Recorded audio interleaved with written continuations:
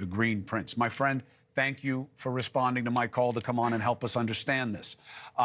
What does it mean that he's gone? What are you concerned about that Hamas will do in response? The man who orchestrated and executed October 7 genocide is gone. But this is not the end of the war. And my eyes are on Tehran, the head of the snake. As long as Ayatollah, the one who sent thousands of Iranian children to sweep minefields as a strategy, the same one who has sacrificed Gaza, Lebanon, Yemen, and he's willing to sacrifice the entire world for his political ambition, as long as he's still alive, we are going to have a problem in the Middle East. Today is not a day to celebrate. And I saw the presidential nominee, Kamala, saying regarding that this is over. It's not over. She's trying to win the votes, and we are trying to win the war. It's the responsibility of every free person in the world to put an end for this Islamic Republic that has been funding Hamas, Hezbollah, Houthis by the American taxpayer money. It's insanity. Everybody is escaping the responsibility.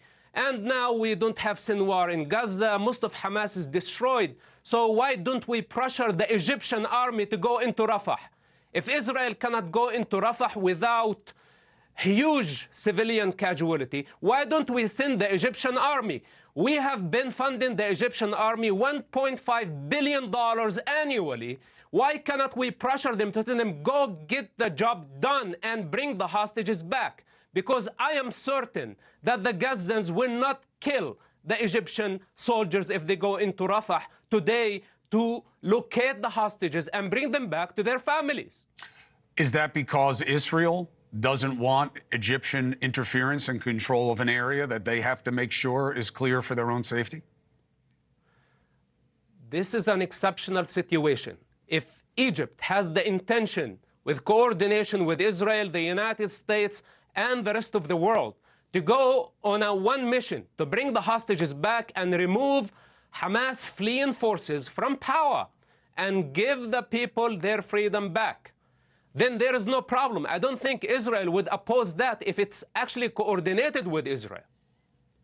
What do you think about the ability of Hamas to, whether it's Ishmael or any of the other ones, or just one of the other proxy groups, to just step up and fill the space as we saw after America took out Osama bin Laden? Is that your concern, that this is more of a worm than a snake, and when you cut off one piece of it, it just grows in the other direction?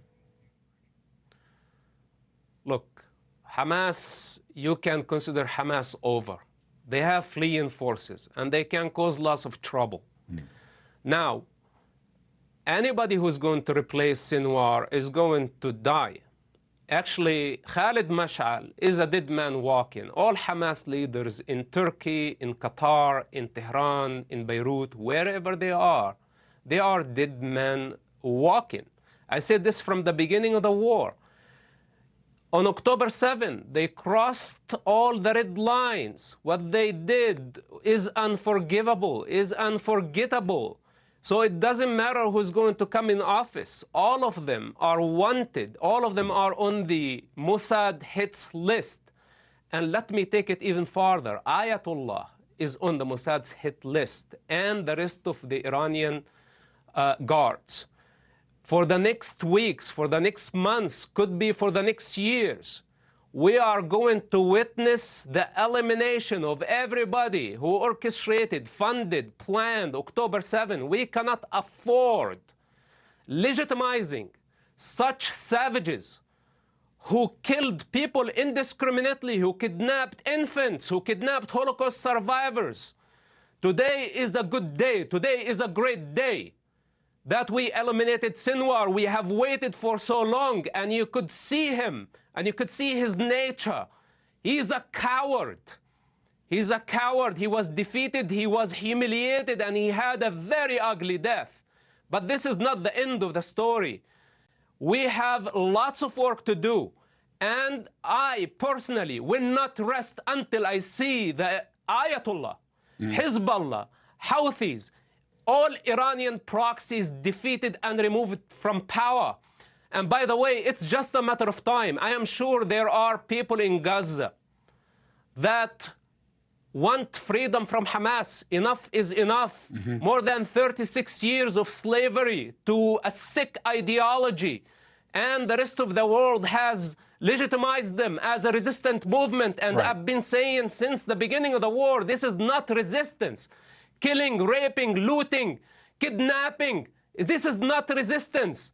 Palestine is non-existential. The world needs to understand that Palestine was never a country. It has never been occupied. This lie must come to an end. And if the Arabs who live in the region, if they drop their violence, if they drop their evil practice of sacrificing civilians, children, for political and financial gain, once they come to realize that this strategy is a dead end, the moment they understand this, then they can coexist with Israel. And Israel has no problem coexisting with the rest of the Arab world. Well, but you said it right there. I mean, we're not going to have a straight military solution to this, no matter how effective Mossad is. There's a financial component, there's a political component, and that's why it's continued the way it has. But I appreciate your perspective and the power behind it, as always. My friend Mosab Hassan Yousef, thank you. Thanks for watching. Drop a comment below. Don't forget to like, share, and hit subscribe to stay updated with our latest content. Until next time, stay informed and inspired. This is DaJobnik signing off.